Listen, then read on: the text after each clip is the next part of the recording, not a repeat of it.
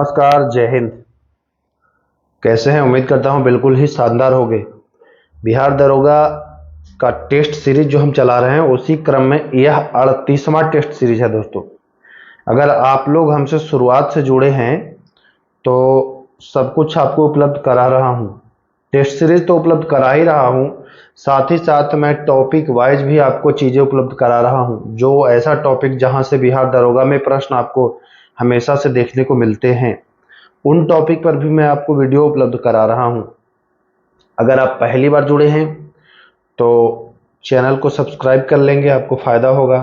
Playlist बना हुआ है, जाकर के वहां से आप सारे वीडियोस को देख सकते हैं। बिहार दरोगा प्लेलिस्ट बना हुआ है 2025 करके। हर चीज़ का अलग अलग प्लेलिस्ट बना दिया हूं, जाकर के आप देख सकते हैं। फिलहाल इस टेस्ट में 50 प्रश्न हैं, जिसमें आपको physics, chemistry, biology, history, polity, geography, Bihar special, है ना, अर्थशास्त्र, सबसे प्रश्न आपको देखने को मिलेंगे। यहाँ पर आप देख पा रहे होंगे मैंने बिहार स्पेशल भी ऐड किया है, इकोनॉमिक्स भी ऐड किया है, तो सब कुछ आपको यहाँ से मिलने वाला है। तो चैनल पर अगर नए हैं भैया तो सब्सक्राइब कर लें, क्योंकि सब्सक्राइब किए रहेंगे तो सूचनाएं जैसे ही कोई भी वीडियो बनाएंगे आपके पास तुरंत पहुँचेंगी बिना वक्त गवाए हुए। तो चलिए शुरू करते हैं पहले प्रश्न से। पहला प्रश्न कह रहा है कि नगरम, देखिए नगरम क्या है ना, पूछता है नगरम। नगरम क्या है? 4 ऑप्शन आपको मिल जाता है। नगरम याद रखिएगा कि नगरम एक व्यापारियों की सभा थी। जी हाँ, व्यापारी जो सभा करते थे वही नगरम कहलाता था।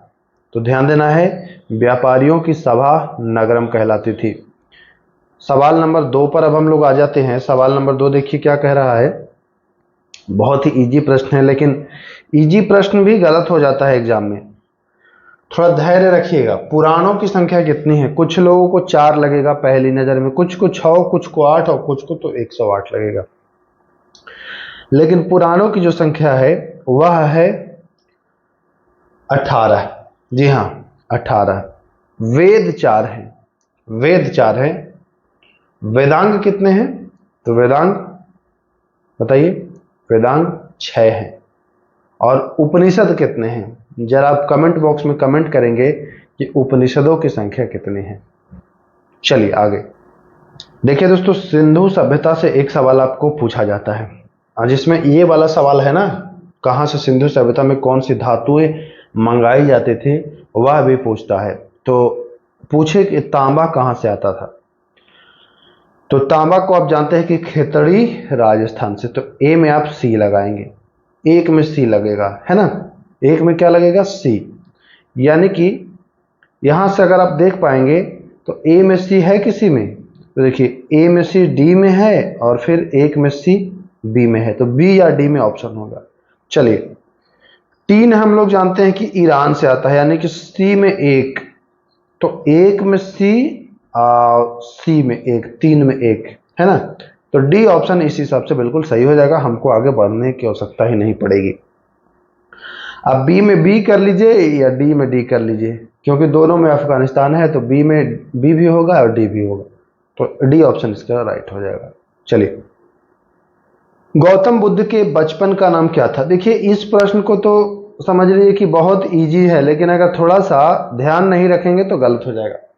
गौतम बुद्ध के जो बचपन का नाम था वह क्या था? राहुल था कि सिद्धार्थ था कि वर्धमान था कि सुदोधन था, है ना।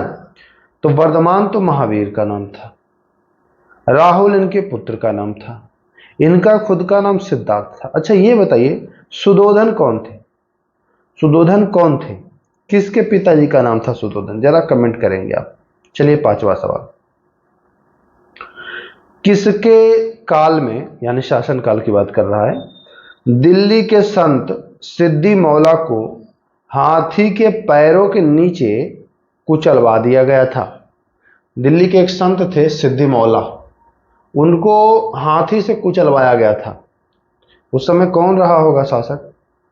तो शासक तो खिलजी वंश का ही कोई था। अब खिलजी वंश में आपको 2 ऑप्शन मिल जाता है, जलालुद्दीन खिलजी या अलाउद्दीन खिलजी। तो आपको जलालुद्दीन याद रखना है, जलालुद्दीन ने ही उसी के काल में सिद्दी मौला को हाथी से कुचलवा के मार दिया गया था। बहुत मतलब बुरी घटना थी। चलिए, बाबा रामदास एवं बैजू बावरा यह थे प्रमुख संगीतकार, लेकिन यह मुगल काल में तो थे, बाकी किसके शासन काल में थे? कह रहा बाबा रामदास एवं बैजू बावरा प्रमुख संगीतकार मुगल काल के किस शासक के शासन काल में थे? भैया वह कौन मुगल था जब बैजू बावरा और रामदास थे संगीत गाते थे? तो वह अकबर के काल में थे। किसके काल में? अकबर के काल में। ध्यान दीजिएगा। चलिए, प्लासी का युद्ध 23 जून 1757, डेट याद रखिएगा, पूछता है। प्लासी के युद्ध में किसकी धोखाधड़ी के कारण सिराजुद्दौला की हार हुई? प्लासी के युद्ध में बंगाल का नवाब जो था वह सिराजुद्दौला था। अब किसने धोखा दिया जिससे सिराजुद्दौला हारे हैं? अपना ही आदमी धोखा दिया था, जाफर। जी हाँ, जाफर था, इसने ही धोखा दिया था, गद्दी के लालच में अपने देश से गद्दारी करा था ये। शिवाजी ने पुरंदर की संधि किस राजा से की थी? सबसे पहले तो यही बन जाता है कि भैया पुरंदर की संधि तो 1665 है ना, ये भी आपको याद रखना है। किससे की थी पुरंदर की संधि? तो शिवाजी और जय सिंह के बीच हुआ था। किसके बीच हुआ था? शिवाजी और जय सिंह के बीच हुआ था, तो ध्यान देना है।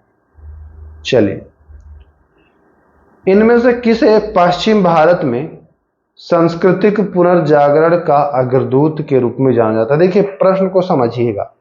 पश्चिम भारत में कह रहा है, देखने में तो सारे प्रश्न इजी लग रहे हैं, लेकिन मैं कह रहा हूं कि इसमें अगर आपका 35-36 सही हो जा रहा है तो आप मान के चलिए कि ठीक ठाक स्कोर है। और कुछ लोग तो इसमें कमेंट करेंगे कि 48 भी सही है, तो उन पर ध्यान मत दीजिएगा। उनको आप गलत क्वेश्चन भी कराएंगे, 50 के 50 गलत भी क्वेश्चन देंगे तो वो 50 में 50। वो एक दो लोग होते हैं जो कुछ भी कमेंट करना पसंद करते हैं। बाकी जो रियल स्टूडेंट है, जो तैयारी अच्छे से कर रहा है, अगर 35-36 भी ला रहा है तो वो अपने आप को ठीक ठाक मानिएगा कि हाँ तैयारी ठीक है, निकलेगा इस बार आपका, पक्का निकलेगा। तो कह रहा है पश्चिम भारत में। तो बहुत लोगों को लग रहा होगा कि भाई राजा राम मोहन राय, लेकिन राजा राम मोहन राय पश्चिम भारत की बात कर रहा है, तो राजा राम मोहन राय नहीं होगा। तब हो जाएगा महादेव गोविंद रानाडे, यानी कि एमजी रानाडे। पश्चिम भारत में सांस्कृतिक पुनर्जागरण माने तो एमजी रानाडे। चलिए, 1780 में बंगाल गजट, जिसे भारत का प्रथम अखबार माना जाता है, का प्रकाशन किया था। 1780 में इसका प्रकाशन हुआ था, द बंगाल गजट के नाम से, भारत का प्रथम समाचार अखबार पत्र। ये प्रकाशित करने वाला था जेम्स ऑगस्टस हिक्की। जी हाँ, J.A. Hickey, J.A. हिक्की, याद रखिएगा। चलिए, कांग्रेस से एक प्रश्न आता है और ये प्रश्न 11 नंबर सवाल तो बहुत ही शानदार है। कांग्रेस का त्रिपुरी अधिवेशन जो वर्ष 1939 में हुआ था, सुभाष चंद्र बोस ने किसे हराया था? है ना, सुभाष चंद्र बोस खड़े हुए थे। और इसमें देखिए, अप्रत्यक्ष रूप से अगर बात की जाए तो महात्मा गांधी का ही वो प्रतिनिधित्व कर रहा था व्यक्ति, लेकिन प्रत्यक्ष रूप से पूछ रहा है कि भैया किसे हराया था, तो याद कर लीजिए कि पट्टाभी सीतारमैया को। जी हाँ, सीतारमैया की हार पर महात्मा गांधी जी ने कहा कि ये सीतारमैया की हार नहीं है, ये गांधी की हार है। लेकिन हराया गया है सीतारमैया को गांधी जी ने, क्योंकि ये गांधी जी के ही कहने पर खड़ा हुआ था और गांधी जी का ही प्रतिनिधित्व कर रहा था। हालांकि सुभाष चंद्र बोस ने हरा तो दिया, लेकिन सुभाष चंद्र बोस कहे कि बस मैं हराना ही चाहता था और अब मैं दूंगा इस्तीफा, और ये दे देते हैं इस्तीफा। सुभाष चंद्र बोस दे देते हैं इस्तीफा, जीत जाते हैं लेकिन इस्तीफा दे देते हैं। होता क्या है भाई, अब सीतारमैया तो हार गए हैं तो ये तो बनेंगे नहीं, गांधी जी तो बनेंगे नहीं। तो पूछता है एग्जाम में कि त्रिपुरी अधिवेशन में सुभाष चंद्र बोस के इस्तीफा के बाद कांग्रेस का अध्यक्ष कौन बना था? बहुत ही बढ़िया प्रश्न है, मजेदार प्रश्न है। तो याद रखिएगा कि राजेंद्र प्रसाद बने थे, डॉक्टर राजेंद्र प्रसाद, जो भारत के प्रथम राष्ट्रपति बने वही बने थे। ओके, चलिए, गणराज्य की अवधारणा भारतीय संविधान में किस देश के संविधान से ग्रहण किया गया है? तो गणराज्य की जो अवधारणा है वह फ्रांस, जी हां, फ्रांस के संविधान से जो है वह ग्रहण किया गया है। तो ऑप्शन ए बिल्कुल इसका राइट हो जाने वाला है। चलते हैं हम लोग सवाल संख्या 13 की ओर। संविधान का ही प्रश्न है, बहुत ही शानदार प्रश्न है। अक्सर देखिए, अक्सर मैं आप लोगों को कहता हूं कि प्रश्न को महत्वपूर्ण कब माना जाए, कि कौन प्रश्न महत्वपूर्ण है। बच्चे कहते हैं ना कि जीके तो सब महत्वपूर्ण ही है, लेकिन देखिए अब मैं एक चीज आपको बता दूं, जहां महिला की बात आ जाए ना, उसको आपको अति महत्वपूर्ण मानना है। ठीक, तो यहां भी महिला की बात आ रही है, तो पूछ रहा है कि संविधान सभा में महिला सदस्यों की संख्या कितनी थी? तो महिला जो कुल सदस्य थी वह 15 थी। जी हां, याद रखिएगा, 15 महिला सदस्य थी।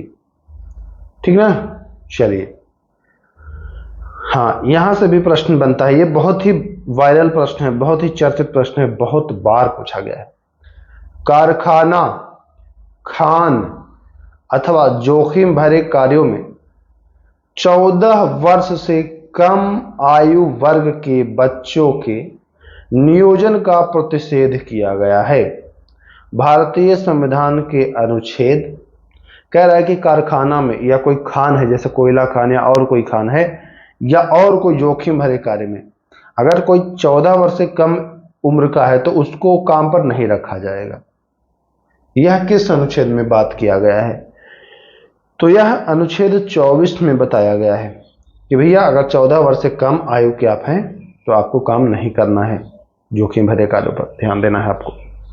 23 में है कि मानव का दुर्व्यापार व बालाश्रम, आदमी की खरीद फरोख्त, बिक्री या वेश्यावृत्ति, ये आप नहीं कर सकते हैं अकॉर्डिंग टू आर्टिकल 23।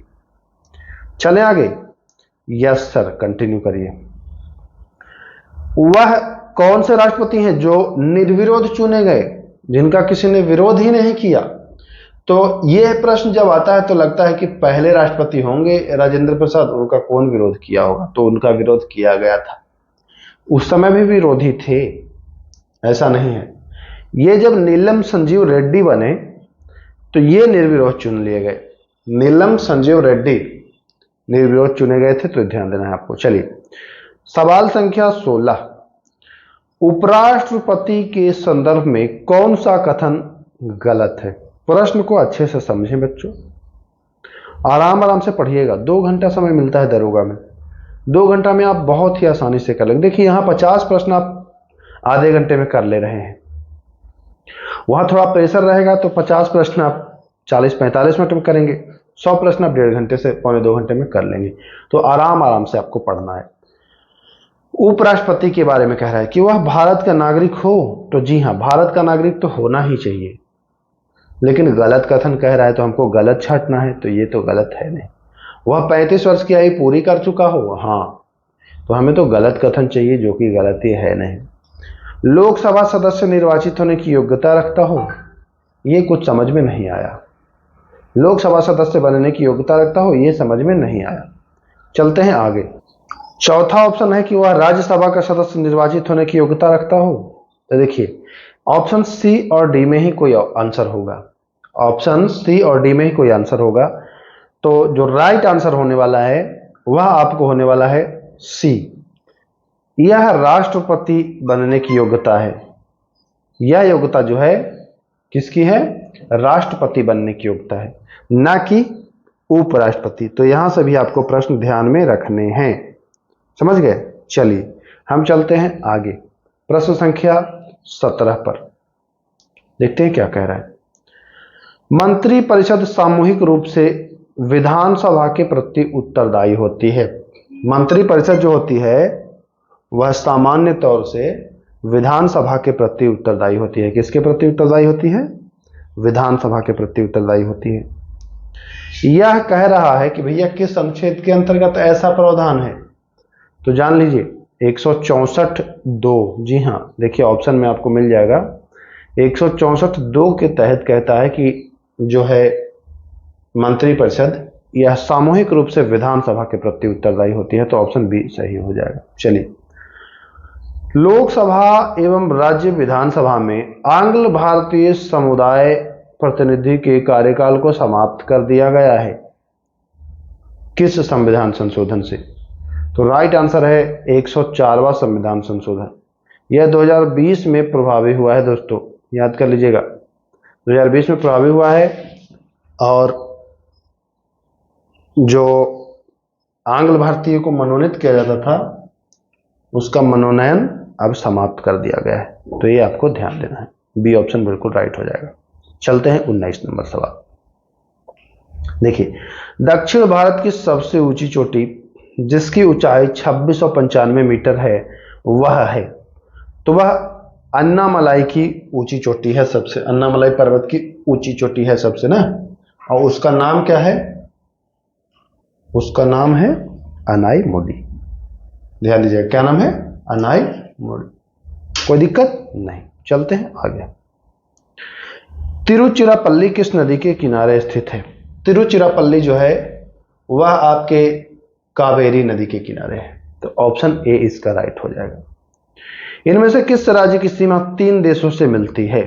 तो देखिए, ये बढ़िया प्रश्न है और ये प्रश्न आता है।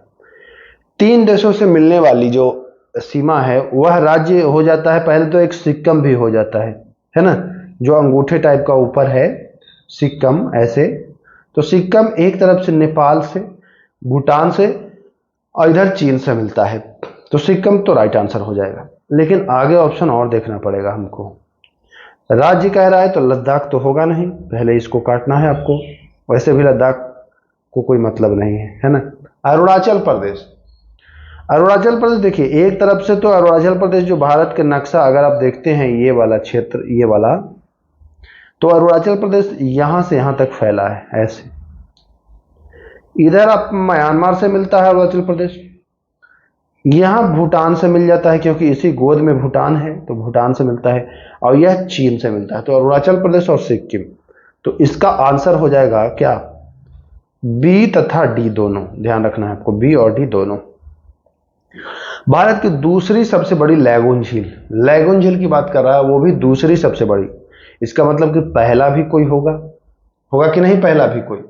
तो दूसरी अगर कहे तो बताएंगे पुलिकट, दूसरी पुलिकट। पहला कौन है पता है आप लोग को? नहीं पता है तो कमेंट करेंगे कि सबसे बड़ी लैगून झील कहां है, महाराष्ट्र में है कि उड़ीसा में है? 2 ही ऑप्शन दूंगा मैं, ठीक ना। अब आपको कमेंट करना है। चलिए, इनमें से कौन सी मिट्टी काजू के लिए सर्वाधिक उपयुक्त है? पूछा हुआ प्रश्न है, बिहार दरोगा में पूछा हुआ है। तो लेटराइट मिट्टी जो है वह काजू के लिए उपयुक्त होता है। अच्छा प्रश्न। देखिए, दमन जोड़ी यह एल्युमिनियम संयंत्र के लिए प्रसिद्ध है। प्रश्न बहुत ही ज्यादा इंपॉर्टेंट है। दमन जोड़ी कहां में है? तो दमन जोड़ी जो है वह उड़ीसा में है। जोड़ी उड़ी, याद कर लीजिएगा, जोड़ी उड़ी, उड़ी मतलब उड़ीसा, जोड़ी उड़ी। ओके, चलिए आगे चलते हैं। वेद्दा जनजाति, वेद्दा जनजाति कह रहा है कि किस देश में पाई जाती है वेद्दा जनजाति? तो वेद्दा तो ऐसे पाई जाती है श्रीलंका में, लेकिन एक मिलता जुलता अरब में भी है, वुद्दू।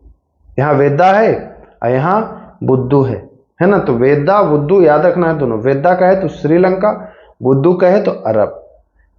न्यूजीलैंड में माओरी, माओरी, माओरी याद रखना, न्यूजीलैंड में माओरी। तो ये इंपॉर्टेंट है, ध्यान देना है आपको। चलिए, पुर्गा, पुर्गा तो ठंडी हवा है पुर्गा, यह कहां चलती है? तो पुर्गा जो है ना टुंड्रा प्रदेश, अब जानिए कि टुंड्रा प्रदेश ठंडा होगा ही होगा, तो चलेंगे ही चलेंगे, कोई दिक्कत नहीं। मैगलन जल संधि किसको किसको जोड़ती है? यह प्रश्न बहुत पूछा जाता है मैगलन जल संधि के बारे में। 4 ऑप्शन है, देख लीजिएगा ऑप्शन। अरब सागर एवं लाल सागर को जोड़ती है, अटलांटिक महासागर एवं मैक्सिको की खाड़ी को जोड़ती है, अटलांटिक महासागर एवं प्रशांत महासागर को जोड़ती है, और ए ऑप्शन है कि चुक्ची सागर एवं बेरिंग सागर को जोड़ती है। 4 ऑप्शन आपके सामने है। राइट आंसर जो है वह है ऑप्शन संख्या बी, अटलांटिक महासागर एवं प्रशांत महासागर को मैगलन जल संधि जोड़ती है, तो ये ध्यान देना है। चलिए, सवाल संख्या 28। इनमें से कौन ध्वनि की एक इकाई है? तो जो ध्वनि की इकाई है वह है डेसिबल। जी हां, डेसिबल। चलिए 29 नंबर सवाल। विद्युत चुंबकीय तरंगों की अवधारणा किसके द्वारा प्रस्तुत की गई थी? विद्युत चुंबकीय तरंगों की जो अवधारणा है वह मैक्सवेल, अरे वो मैक्सवेल नहीं जो क्रिकेट खेलता है, ये मैक्सवेल वैज्ञानिक है ना, मैक्सवेल के द्वारा विद्युत चुंबकीय तरंग की अवधारणा प्रस्तुत किया गया था। इनमें से किसका उपयोग कैंसर के इलाज हेतु होता है? तो एक ही ऑप्शन दिख ही रहा है तो यही लगा दीजिए, कोबाल्ट 60 का प्रयोग किया जाता है कैंसर के इलाज हेतु। बाकी इन तीनों का नहीं किया जाता है कैंसर इलाज हेतु, तो ध्यान देना है। चलिए, कच्चे खाने वाले खाद्य पदार्थों को किससे धोना चाहिए? कच्चा जो खाना वाला पदार्थ है उसको बढ़िया से अगर धोना है तो उसको सोडियम हाइड्रोक्साइड से धोइए। किससे? NaOH से। हाइड्रोक्लोरिक अम्ल से नहीं धोना है, सल्फ्यूरिक अम्ल से भी नहीं धोना है, पोटेशियम परमैंगनेट यानी KMnO4 से भी नहीं धोना है, सोडियम हाइड्रोक्साइड से धोना है, तो ध्यान रखना है आपको। चलिए, कोशिका में केंद्रक का पता लगाया। कोशिका में भी केंद्रक है और ये कौन बताया हम लोगों को? पहले तो पता नहीं था, तो यह रॉबर्ट ब्राउन के द्वारा बताया गया कि भैया कोशिका में भी केंद्रक होती है, कोशिका में केंद्रक होती है ना। चलिए 33 नंबर सवाल। किसी रक्त में केवल ए एंटीबॉडी उपस्थित है, उस रक्त का वर्ग क्या होगा? कह रहा है कि अगर कोई ब्लड है इसमें एंटीबॉडी, एंटीजन नहीं एंटीबॉडी, एंटीबॉडी जो है वह ए एंटीबॉडी है, एंटीबॉडी ए है। तो ये जान लीजिए जो एंटीबॉडी रहता है ब्लड ग्रुप उसके विपरीत हो जाता है, ठीक ना, ब्लड ग्रुप उसके विपरीत हो जाता है। जिसमें एंटीबॉडी ए रहेगा तो वह समझिए कि ब्लड ग्रुप उसका ए नहीं होगा, बी हो जाएगा, ठीक। तो ये ध्यान देना है, ए वाले का बी होगा और बी वाले का ए हो जाता है। और जिसमें दोनों एंटीबॉडी रहेगा तो उसमें कोई नहीं, ओ हो जाएगा। और जिसमें एक भी एंटीबॉडी नहीं रहेगा उसका ब्लड ग्रुप ए बी हो जाएगा। क्लियर है? मतलब एंटीबॉडी जो रहेगा ब्लड ग्रुप विपरीत हो जाएगा। यह बात आपके दिमाग में घुस जानी चाहिए। चलिए, लीवर बट क्या होता है? लीवर बट क्या है? बहुत अच्छा प्रश्न है, याद करिए इसको। लीवर मतलब हिंदी में उसको यकृत कहेंगे। तो अब बच्चे ऑप्शन देखेंगे कि किसमें यकृत है, वही लगाएंगे। यकृत पर पाए जाने वाले परजीवी लीवर बट होता है? तो नहीं, यकृत पर पाए जाने वाले परजीवी से इसका कोई संबंध नहीं है। यकृत पर संक्रमण करने वाले जीवाणु? तो जी नहीं, जीवाणु भी नहीं है। एक पौधा जिसके पुष्प की आकृति यकृत जैसी होती है, तो यकृत से इसका कोई संबंध ही नहीं है लीवर बट का। यह एक स्थलीय पौधा है जो जड़ तना पत्ते में मतलब अलग नहीं रहता है, एक ही रहता है। यह ऐसा स्थलीय पौधा है, यही लीवर बट है। चलिए, प्रकाश रासायनिक अभिक्रिया संपन्न होती है। प्रकाश रासायनिक अभिक्रिया जो संपन्न होती है वह कहां संपन्न होती है? इसमें दो तरह का मिलता है आपको, प्रकाश रासायनिक अभिक्रिया और एक प्रकाशहीन रासायनिक अभिक्रिया। तो दोनों जान लीजिए, दोनों इंपॉर्टेंट है। प्रकाश रासायनिक अभिक्रिया अगर पूछे तो बताएंगे कि प्रकाश रासायनिक अभिक्रिया ग्रेना में, ठीक ना, प्रकाश रासायनिक अभिक्रिया ग्रेना में। लेकिन प्रकाशहीन अगर पूछे तो बताएंगे स्ट्रोमा। इसको रट लीजिए। देखिए बहुत यहां कंफ्यूजन आपको होगा कि प्रकाशहीन है, हीन अगर रहे तो स्ट्रोमा और प्रकाश रासायनिक रहे तो ग्रेना। तो ध्यान देना है आपको। प्रकाश मतलब ग्रेना ग्रीन से याद कर लीजिए कि प्रकाश में ही पौधे हरे हो जाते हैं ना, और प्रकाशहीन रहे तो स्ट्रोमा, याद रखना है आपको। चलिए, इनमें से किसने कॉस्मोजोइक थ्योरी प्रस्तुत किया था? कॉस्मोजोइक थ्योरी किसने दिया था? तो चार्ल्स रिक्टर, नाम इनका है रिक्टर, याद रखिएगा, रिक्टर ने दिया था। इनमें से किसे भारतीय पूरा वनस्पति विज्ञान के जनक, भारतीय पूरा वनस्पति विज्ञान के जनक बीरबल साहनी को, जी हां, भारतीय पूरा वनस्पति विज्ञान के जनक बीरबल साहनी को जाना जाता है। वनस्पति घी बनाया जाता है तो कैसे बनाया जाता है? हाइड्रोजनीकरण के द्वारा बनाया जाता है वनस्पति घी। पूछता है प्रश्न, ध्यान रखिएगा। पौधे में लचीलापन होने का कारण क्या है? तो पौधे में लचीलापन होने का जो कारण है वह है कोलेनकाइमा। क्या है? कोलेनकाइमा। कोलेनकाइमा देखिए ऑप्शन सी में है, ठीक ना, ऑप्शन सी में कोलेनकाइमा। चलिए, इनमें से कौन भारी मशीनों के उपयोग के लिए स्नेहक का कार्य करता है? तो स्नेहक मतलब चिकनाई देने वाला, तो वह काम ग्रेफाइट करता है। भारी जल जो है वो मंदक का कार्य करता है, तो आपको याद रखना है ग्रेफाइट, सॉरी ग्रेफाइट आपको याद रखना है। चलिए, इसका उपयोग पीड़ाहारी के रूप में किया जाता है, वह है पीड़ाहारी के रूप में किसका प्रयोग? तो ब्रोमीन का उपयोग आप करते हैं, ब्रोमीन का। इसमें दोस्तों करंट अफेयर के प्रश्न आपको नहीं देखने को मिलेंगे, करंट अफेयर के प्रश्न मैं अलग से कराऊंगा एक वीडियो में। बहुचर्चित गार्ड पार्टिकल, तो गार्ड पार्टिकल हिग्स बोसान को कहा जाता है, हिग्स बोसान को गार्ड पार्टिकल भी कहा जाता है, याद कर लीजिए, पूछता है प्रश्न। इनमें से कौन सी गैस नोबल गैस कहलाती है? नोबल गैस तो हीलियम को कह देंगे आप, किसको कहेंगे? हीलियम, याद रखिएगा, नोबल गैस हीलियम। चले आगे। तुर्गिल खान ने किसके शासनकाल में विद्रोह किया था? तो तुर्गिल खान जो था वह बलबन के समय विद्रोह किया था। किसके समय? बलबन के समय, तो बी आंसर सही हो जाएगा। चलते हैं 45। इनमें से कौन बिहार का प्रसिद्ध लोक नृत्य के रूप में जानते हैं? तो विदेशिया को जानते हैं। किसे? विदेशिया को। त्रिवेणी नहर को पानी आता है, त्रिवेणी नहर जो है उसको पानी कहां से आता है? तो गंडक नदी से प्राप्त होता है, पूछा हुआ सवाल है। चलिए, निम्न में से कौन सी एक संस्था विदेशी वाणिज्यिक उधारी को नियमित करती है? निम्न में से कौन संस्था है जो विदेशी वाणिज्यिक उधारी को? तो वह आरबीआई हो जाएगा, right answer, reserve bank of India. Bharat में बैंकों द्वारा प्राथमिक क्षेत्र ऋणदान से तात्पर्य किसको ऋण देने से है? तो प्राथमिक क्षेत्र में कृषि को भी देते हैं ऋण, है ना, लघु एवं छोटे उद्योग को भी देते हैं और दुर्बल वर्ग को, यानी कि डी ऑप्शन इसका राइट हो जाएगा। वह दर जिस पर बैंक आरबीआई को उधार देते हैं, बैंक आरबीआई को दे तो रिवर्स रेपो रेट होगा।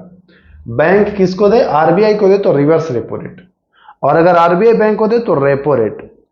और एक दर फिक्स करता है आरबीआई जिससे कम पर आप ऋण नहीं दे सकते हैं, वो आधार दर या बेस रेट कहते हैं उसको। तीनों आपको याद रखना है। चलिए, संरचनात्मक बेरोजगारी का कारण क्या है?